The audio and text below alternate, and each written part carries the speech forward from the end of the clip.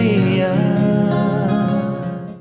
हमारी भारतीय संस्कृति, इतिहास और विरासत ये हम सब के लिए प्रेरणा का और भविष्य के विजन का एक साक्षात्कार है। ये बात जरूर है कि इसके बारे में आज विश्व में एक प्रकार का आकर्षण है और इसका सबसे बार जब पता तभी चलता है जब हम देश के बाहर जाते हैं, तब हमको पता चलता है कि इसके बारे में कितना बड़ा आकर्षण है। मुझे याद है, मैं भारतीय जनता पार्टी का जब अध्यक्ष था तो ब्रिटिश पार्लियामेंट में जाने का मुझे मौका मिला था और कार्यक्रम के बाद मैं भाषण समाप्त होने के बाद प्रधानमंत्री जी के साथ चाय पीने के लिए उनके रूम में गया तो उन्होंने मुझे एक प्रश्न पूछा था कि आपके देश की सबसे बड़ी समस्या कौन सी है। तो मैंने सहजता से उनको कहा गरीबी है, भूखमरी है, बेरोजगारी है, क्योंकि हमारी पॉपुलेशन बहुत ज़्यादा है। और जब मैंने उनके इस सवाल का मेरा जवाब देने के बाद मैंने उनको पूछा कि आपके देश की सबसे बड़ी समस्या क्या है। आपको आश्चर्य लगेगा कि उनके जवाब की चिंता में हमारे भारतीय संस्कृति और संस्कारों का महत्व हमको समझ में आता है। जब मैंने उनको ये पूछा तो उन्होंने मुझे कहा कि हमारे देश की सबसे बड़ी यूरोपियन देशों की समस्या ये है कि हमारे लड़के लड़कियां जवान होने के बाद शादी ही नहीं करते, वो लिविंग रिलेशनशिप में रह रहे हैं और कब तक शादी टिकती है इसका भरोसा नहीं होता और इसके कारण हमारी सामाजिक पारिवारिक व्यवस्था है वो उद्ध्वस्त हो गई है।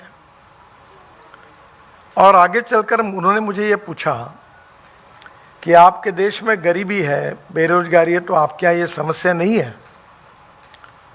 तो मैंने उनको ये जवाब दिया कि ये नहीं के बराबर है। तो उन्होंने मुझे ये कहा कि ये कैसे संभव है।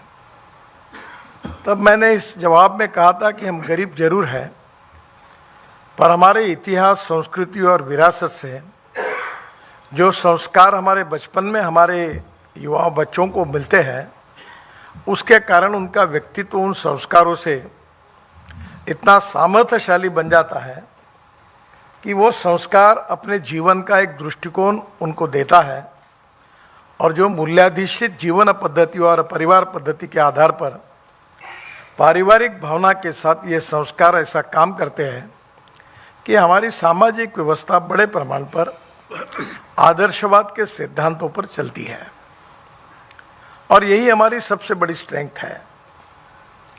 आवश्यकता इस बात की है कि विशेष रूप से हमें ये पता है कि 18वीं शतक जो था वो एक प्रकार से मुगल सल्तनत का बोलबाला था, उनका दबाव पूरी दुनिया पर था।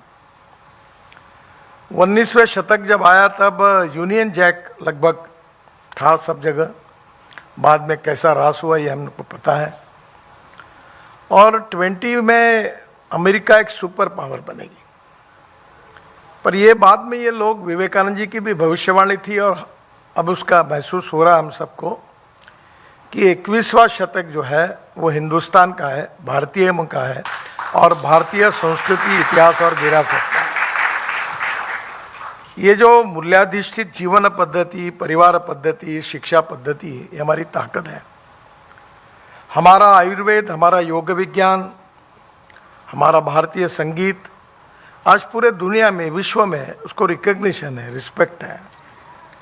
मुझे याद है कि बीच में मैं उज़्बेकिस्तान गया था तो वहाँ हमारे पंचकर्म के लिए, कथक के लिए क्रेज़ थी पढ़ने के लिए। लोगों में हमारे एम्बेसडर बोलते थे हमारे पास टीचर कम पढ़ते हैं। तो एक प्रकार से ये एक बहुत बड़ी बात है। आप इंडोनेशिया जाओगे तो रामायण और महाभारत, यानी वहाँ हम जितना उत्साह के साथ उसका पठन करते हैं उसी प्रकार से इंडोनेशिया में, मलेशिया में उसका होता है। वहाँ नाम भी संस्कृत के हैं। और सबसे बड़ी बात मैं आपको बताता हूँ जो मेरे लिए भी बहुत आश्चर्यकारक है कि मैं ईरान में गया था और ईरान में वहाँ के राष्ट्रपति को मिलने के लिए गया था।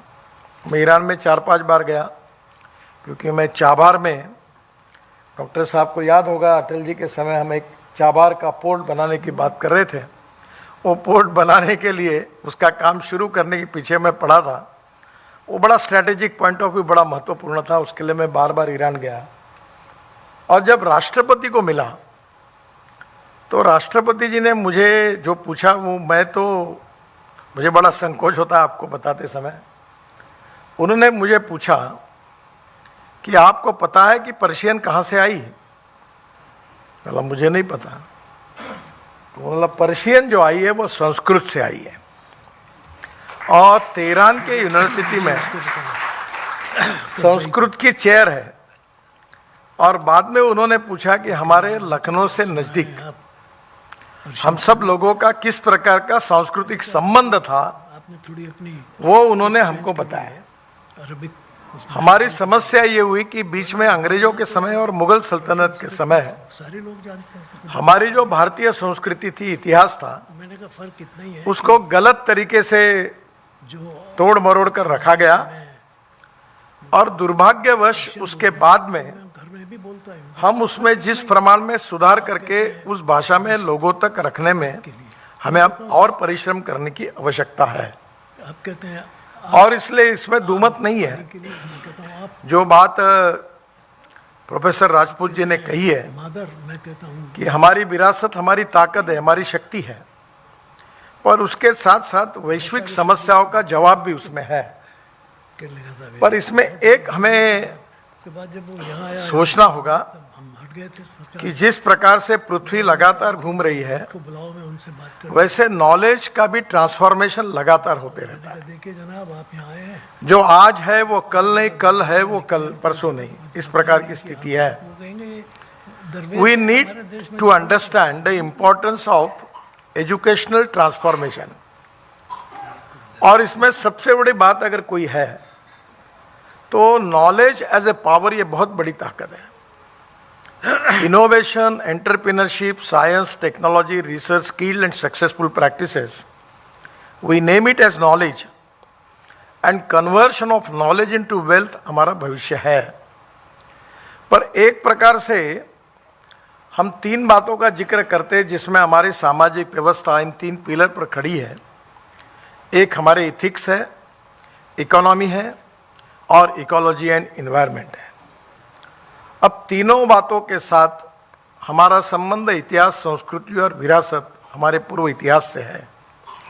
और धीरे धीरे भविष्य में जाने के लिए हमको टेक्नोलॉजी और इनोवेशन को भी उसके साथ जोड़ना पड़ेगा। अभी आदरणीय जगदीश कुमार जी बोल रहे थे कि पर्यावरण की समस्या हमारी गंभीर है। दिल्ली में मैं दिल्ली को कम जानता हूँ, एक बड़े बड़े माउंटेन्स है यहाँ कचरे के, एक गाजीपुर करके है, शायद नुपेंद्र मिश्रा जी को याद होगा। मैं खूब कोशिश कर रहा था कि ये टेकड़ी को ख़त्म करें, तो दिल्ली मेरठ हाईवे में मुझे मटेरियल था, मैं पीछे पड़ गया।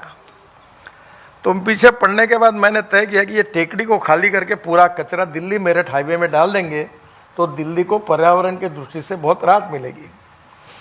बहुत कोशिश की, बहुत मीटिंगें हुई। मेरे सेक्रेटरी ने कहा आप कह रहे हो बात सही है, पर subject is related with the urban department. फिर भी मैंने पीछा नहीं छोड़ा। करते करते वेंकैया जी तब अर्बन विकास के मंत्री थे, तो आखिरी तक बात आई कि जो सेग्रीगेट करना है वेस्ट को, उसके लिए यूडी डिपार्टमेंट अनुदान देगी या कारपोरेशन देगी और हम उसको लेंगे। पर सरकारी उसी इसमें घूमते घूमते कुछ हुआ नहीं, पर मैंने पीछा नहीं छोड़ा। अभी हमने एक दिल्ली UR2 10,000 करोड़ का रोड बनाया, जो पानीपत से आने के बाद, पानीपत से आधे घंटे में आप एयरपोर्ट पहुंचेंगे। वो रोड लगभग पूरा हो गया, अभी 1-2 महीने में उसका उद्घाटन होगा। फिर मैंने कहा कि इसमें कचरा डालेंगे। फिर मैंने जिद करके कॉन्ट्रैक्टर को 10% मशीनरी एडवांस मिलता है, उसमें ज़बरदस्ती वो कहा कि ये मिट्टी नहीं मिल रही, ये नहीं मिल रही, फ्लैश नहीं मिल रही, पर्यावरण की रक्षा होनी चाहिए, और इसलिए हमने सेग्रीगेट किया कचरे को। और गाजीपुर के टेकड़ी की हाइट 7 मीटर कम हो गई और हमने 80 लाख टन कचरा दिल्ली मुंबई हाईवे में, द्वारका एक्सप्रेस हाईवे में और UR2 में डाल दिया। तो एक knowledge to wealth and waste to wealth. तो हमारी मूल्याधिष्ठित जीवन पद्धति, परिवार पद्धति और शिक्षा पद्धति, इतिहास, संस्कृति और विरासत के आधार पर मिले हुए इतिहास और विज्ञान, तंत्र विज्ञान के साथ उसका समन्वय, ये 2 बातों के ऊपर ही हम विश्व गुरु बनने में समर्थ हो सकते हैं। और इसमें हमारे देश में भी बहुत काम हो रहा है। और मैं तो विशेष रूप से कोई भी काम खुद किए बिना बताता नहीं, जैसे यूनिवर्सिटी में होता है वैसे ही करता हूँ। मैं भी जगदीश कुमार जी को बताऊंगा कि मैं अक्सर एक बात प्रधानमंत्री को कहता कि स्वच्छ भारत अभियान जरूर करना चाहिए, पर मेरे हिसाब से एक बार मैं जब महाराष्ट्र में मंत्री था तो शीला दीक्षित जी नगर विकास की मंत्री थी और तब ये थर्मल पावर प्लांट से फ्लैश निकलती थी। मैं खूब पीछे पड़ता था कि सरकार नीति बनाए, धोरण बनाए, तब फ्लैश एक समस्या थी। आज फ्लैश के लिए झगड़े हो रहे हैं, हमको मिल नहीं रही। तो मैंने कहा कि आप कचरे में वैल्यू क्रिएट करो ताकि कचरे के लिए दंगे हो जाए, ये मेरा कचरा, ये वो बोलेगा मेरा कचरा। अब वो वैसे ही हो गया।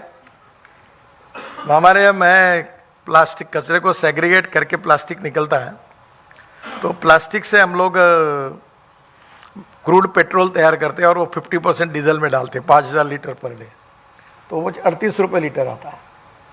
और अभी 9 साल पहले हमने एक तय किया था कि हमारे नागपुर शहर में टॉयलेट का पानी था, तो मैं पीछे पड़ा और मैंने कहा कि ये पानी हम बेचेंगे, तो मुझे हंसने लगे। फिर मैं जीत करके पीछे रहा और आज हमारे लिए टॉयलेट का पानी नागपुर शहर का महाराष्ट्र सरकार को बेचते हैं और हमारे म्यूनिसिपल कॉरपोरेशन को 300 करोड़ रुपए साल की रॉयल्टी मिलती है पानी बेचकर। अब पर्यावरण में अब कार्बन डाइऑक्साइड टू इथेनॉल भी तैयार हुआ, मिथेनॉल भी तैयार हुआ और ऑर्गेनिक वेस्ट को बायोडाइजेस्टर में डालकर मीथेन भी तैयार हो सकता है और मीथेन से हाइड्रोजन भी तैयार हो सकता है, ग्रीन। अब देश ऊर्जा को आयात करने वाला, हमको ऊर्जा को निर्यात करने वाला देश बनना है और हाइड्रोजन ये भविष्य का फ्यूल है। तो एक तरफ हमारा इतिहास, संस्कृति, विरासत और विज्ञान, तंत्र विज्ञान के दोनों के बीच में हमें दोनों के समन्वय को लेकर ही आगे जाना होगा। विश्व की समस्याओं में जैसे आयुर्वेद है, योग विज्ञान है, पॉपुलर हो गया है, पर आज सबसे बड़ी समस्या जो है वो शिक्षा पद्धति में प्रबोधन, प्रशिक्षण और संस्कार। और ये संस्कार कैसे होने चाहिए तभी तय होगा कि भविष्य का देश, भविष्य का नागरिक और भविष्य का समाज हमको कैसा तैयार करना है। जब तक वो उद्दिष्ट निश्चित नहीं होगा तब तक स्वाभाविक रूप से हमारी प्रोसेस, उसकी दिशा हम निश्चित नहीं कर पाएंगे। नॉलेज चाहिए, पर नॉलेज के साथ अगर नॉलेज के कारण conversion of knowledge to wealth भी होगा, पर वेल्थ आने के बाद अगर सामाजिक व्यवस्था उद्ध्वस्त हो जाएगी, ना ज्ञान का उपयोग है ना कोई संपत्ति का उपयोग है। अभी यूनो में आज ये मेरे पास भूटान के मंत्री आए थे और मैं उनको याद कर रहा था कि भूटान के प्रधानमंत्री जी ने यूनो में एक भाषण दिया हुआ, दुनिया में बहुत चला था। उन्होंने बात की थी डोमेस्टिक हैप्पी ह्यूमन इंडेक्स। हम तो वही कहते हैं कि विश्व का कल्याण हो, वसुदैव कुटुंबकम, हमारी यही भावना है। हम कभी नहीं कहते मेरा कल्याण पहले करो, बाद में मेरे परिवार का करो, बाद में देश का करो, ऐसा नहीं कहते। हमारी संस्कृति में यही संस्कार है कि विश्व का कल्याण हो, पूरा विश्व एक है। और इसलिए विश्व जब एक है तो जातीयता कहाँ से आती, सांप्रदायिकता कहाँ से आती? जब विश्व एक है तो सोशो इकोनॉमिक इक्वेलिटी तो आती है। और इसलिए स्वाभाविक रूप से जो बेसिक स्ट्रक्चर है हमारी विचारधारा का, वो निश्चित रूप से आज विश्व की अनेक समस्याओं का उत्तर है। और विशेष रूप से डॉक्टर राजपूत जी ने इसमें जो इंटीग्रेटेड अप्रोच लेकर, इसके कारण जो समस्या है वो हमारे चिंतन में, भारतीय चिंतन में, उसको दुनिया को, विश्व को हम कैसे दिशा दे सकते हैं, हमारी स्ट्रेंथ और ताकत का वर्णन इस किताब में किया है। और मैं मानता हूं कि अब पूरे विश्व में काफ़ी बड़ा बदलाव आया है। थोड़ा सा मैं उम्र से काफ़ी छोटा हूं और विद्वत्ता में भी बहुत छोटा हूं। मैं 75 साल में मैं 11वीं में था, HSC, और उस समय जयप्रकाश जी का आंदोलन शुरू हुआ, जेल में चले गए सब लोग। तो मैं संघ का स्वयंसेवक था, मुझे कुछ ज़्यादा समझता नहीं था, पर घर वाले जेल में चले गए तो मैं अपना शिक्षा को छोड़कर इमरजेंसी के खिलाफ काम करने लगा। तो मेरा हैंड राइटिंग बहुत गंदा था। तो मैं हमारे यहाँ शायद डॉक्टर जोशी जी जानते होंगे, संघ में एक बड़े बापू महाशब्द करके प्रचार रखते हैं। तो वो एक सुंदर हस्ताक्षर से स्टेंसिल कट करते थे और हमारे यहाँ नागपुर में राजा के बाड़े के बाहर गडकरी बाड़ा था, हमारा तो बाड़ा गिर गया था। तो बड़ा अंदर में इतना बड़ा था कि पता नहीं चलता था कौन कहाँ से और कहाँ घुस गया। तो मैं वो तीसरे मंजिले पे बैठकर साइकिल स्टाइल मशीन पर पत्रक निकालकर 100 की गड्डी लगाकर एक एक एरिया में छोड़ता था। अब इस सब प्रयासों में मेरा एजुकेशन करियर हो गया चौपट, और मेरे घर वालों की इच्छा थी कि मैं इंजीनियर बनूं, और मुझे नसीब भी ऐसा खराब था कि 52% मार्क मिले, और उसमें भी साइंस ग्रुप में 49.26% मिले। तो मैं डिस्क्वालीफाई हो गया इंजीनियरिंग के एडमिशन के लिए। अब योगायोग से ऐसा हुआ कि अभी मुझे 9 डिलीट्स मिली, डॉक्टरेट्स, और उसमें से 5 एग्रीकल्चर साइंस यूनिवर्सिटी की है। तो मेरा एग्रीकल्चर में ज़्यादा रुचि है, पर अभी भी मैं डॉक्टर नहीं लगाता, क्योंकि मैं ये जानता हूँ कि मैं डॉक्टर लगाने के लायक नहीं हूँ। तो आज स्वाभाविक रूप से डॉक्टर साहब तो इस विषय के लिए डॉक्टर जोशी जी अधिकारी व्यक्ति हैं, और जिस प्रकार से पंडित दीनदयाल उपाध्याय जी के से लेकर, मुझे याद है मैं पहली बार डॉक्टर साहब जनता पार्टी के पार्लियामेंट्री इसमें पार्टी में सेक्रेटरी थे, जनरल सेक्रेटरी थे जनता पार्टी और पहली बार हमने उनका कार्यक्रम नागपुर में किया था। तब तो जनता पार्टी यानी 2 नेताओं की 3 पार्टियां थी और उसमें बहुत कठिनाइयाँ चल रही थी, झगड़े भी बहुत थे। और उस समय दीनदयाल जी के ऊपर डॉक्टर साहब का एक बड़ा भाषण धनवटी रंग मंदिर में, शायद उनको भी याद है, बहुत बड़ा भाषण हुआ था। तो आज जो हमारी विचारधारा है, राष्ट्रवाद, गुड गवर्नेंस एंड डेवलपमेंट, और अंत्योदय का सामाजिक आर्थिक चिंतन, जो हमारा उद्दिष्ट है, जो आखिरी व्यक्ति है उसकी उन्नति और विकास के लिए उसको रोटी कपड़ा और मकान मिले, उसके आधार पर sustainable development, value based education system और परिवार पद्धति और शिक्षा पद्धति के आधार पर संस्कार अधिष्ठित व्यक्ति का निर्माण, और विज्ञान तंत्र विज्ञान का उपयोग लेकर आर्थिक प्रगति और विकास में अग्रसर होना, आयात करने वाला नहीं निर्यात करने वाला देश बनना, स्वदेशी स्वावलंबन का आग्रह रखते हुए भी हमारे देश में जो कुछ रिसर्च है, संशोधन है, उसका उपयोग करके हमको विश्व में आगे जाना होगा। और मुझे याद है कि मैं सुदर्शन जी के सहवास में बहुत था, और वो लगातार बायोफ्यूल और ये सब बहुत बोलते थे बिजली की बात। मैं एक उनका अनुयायी था, बाकी संघ के भी लोगों को विश्वास ही नहीं बैठा था कि ये बोल रही है, कैसा होगा। तो जब उनके मृत्यु के पूर्व उन्होंने जो भोपाल बुलाया था और मेरा हाथ पकड़ के बोला, याद रखो ये विषय छोड़ना नहीं, ये आगे लेके जाना है, हमारे देश को आत्मनिर्भर बनाना है, और दुनिया का आतंकवाद अगर खत्म करना है तो फॉसिल फ्यूल के इंपोर्ट को खत्म करके हमारे किसान को जब तक हम ऊर्जा दाता नहीं बनाते, ईंधन दाता नहीं बनाते, तब तक ये नहीं हो पाएगा। आज हो गया। अब पानीपत में हमारे इंडियन ऑयल परली जो जलती है, उससे अभी 1 lakh litre ethanol, 150 ton bio bitumen और करीब 88,000 ton bio aviation fuel, sustainable aviation fuel, हवाई ईंधन बना रहे हैं हम लोग, यानी हमारे वेस्ट से।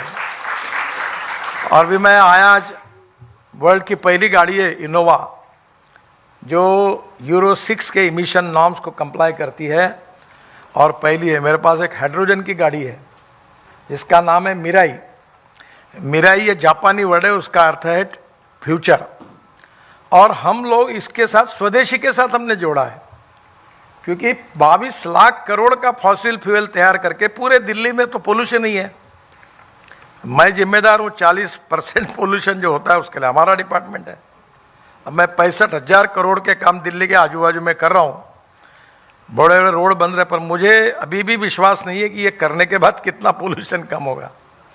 और इसलिए आने वाले समय में आर्थिक प्रगति और विकास के साथ, सामाजिक बदलाव के साथ मूल्याधिष्ठित जीवन पद्धति और संस्कार पद्धति के आधार पर प्रबोधन, प्रशिक्षण और संस्कार इसका उपयोग करके आदर्श समाज रचना।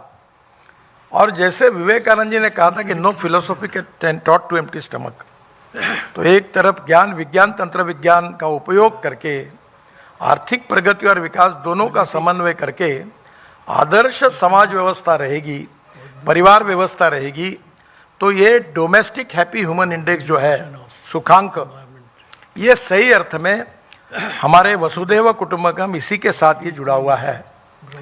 ये आपने बिल्कुल सही कहा होता क्या कैसे कि उद्दिष्ट एक है, मनी वैल्यू मार्गों में भिन्नता हो सकती है।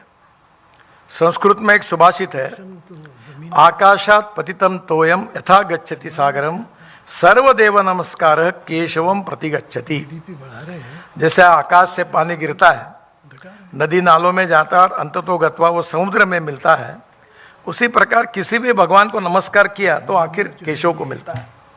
और विवेकानंद जी ने यही कहा शिकागो में। प्रोडक्ट इट इज उन्होंने कहा कि मैं ये कहने के लिए नहीं आया हूं कि मेरा धर्म श्रेष्ठ है या मेरा भगवान श्रेष्ठ है। मैं ये कहने के लिए आया हूं कि आप जिस भगवान पर विश्वास रखते हो, जिस धर्म पर विश्वास रखते हो, वो श्रेष्ठ है। फ्रॉम ए लिमिटेड और मानवता के आधार पर जो हमारी संस्कृति की विशेषता है, सहिष्णुता, स्वाभाविक रूप से अनेक बातें ऐसी है जो हमारे जीवन मूल्यों के साथ, इतिहास संस्कृति के साथ जुड़ी है, उसका बहुत अच्छा विश्लेषण जगमोहन सिंह राजपूत जी ने इस किताब में किया है। और ये उनका चिंतन है, इसके पीछे प्रदीर्घ अनुभव है, क्योंकि अनुभव ये बहुत महत्वपूर्ण है, ज्ञान भी महत्वपूर्ण है। पर ज्ञान के साथ साथ जीवन की अनेक भले बुरे अनुभव जब जीवन के प्रवास में मिलते हैं, तो अनुभव के प्रगल्भता से, मंथन से जो चिंतन निकलता है वो और प्रभावी होता है। तो उनके जीवन में शिक्षा क्षेत्र में बहुत अच्छे तरीके से उन्होंने काम किया और बाद में इसी के आधार पर उस चिंतन को आगे लेकर उन्होंने ये किताब लिखी है। और इसमें व्यग्रता, उग्रता और समग्रता तीनों का उल्लेख किया है। देखो, समाज तो है तो रंग होंगे ही। हमारे यहाँ एक मराठी कवि थे, उसका एक कविता थी, रंगात रंगुनी रंग माझा वेगळा, यानी अनेक रंगों में रंगने के बाद भी मेरा रंग अलग ही है। तो ये स्वाभाविक रूप से यही है कि अनेकता में एकता, यही हमारी विशेषता।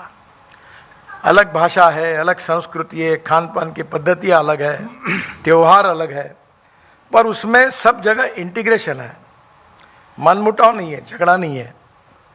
और मुझे खुशी है कि जगमोहन सिंह जी ने इसमें अध्ययन किया है। मुझे बहुत खुशी है कि मैं इस कार्यक्रम में शरीक होने का सौभाग्य मुझे मिला, डॉक्टर साहब के साथ, भूपेन जी के साथ। तो मैं उनके प्रति आभार व्यक्त करता हूँ। मेरी थोड़ी एक अड़चन हुई है कि मेरे घर में एक पारिवारिक इसमें इमीडिएटली हॉस्पिटल में एडमिट करके उसका ऑपरेशन है। तो अचानक मुझे आज नागपुर जाना है, 7 बजे का फ्लाइट है। तो मैं थोड़ा डॉक्टर साहब को मैंने प्रार्थना की कि मैं आपसे अनुमति मांगता हूं, क्योंकि घर की थोड़ी समस्या है, इसलिए मुझे तुरंत जाना है। फिर से एक बार मैं आदरणीय प्रोफेसर जगमोहन सिंह जी राजपूत जी को बहुत बहुत शुभकामनाएं और शुभेच्छाएं देता हूं। और भविष्य के भारत के निर्माण में उनका ये चिंतन निश्चित रूप से भविष्य की पीढ़ी को एक नई दिशा और नई प्रेरणा देगा। इस विश्वास के साथ मैं अपनी बात को समाप्त करता हूं। धन्यवाद।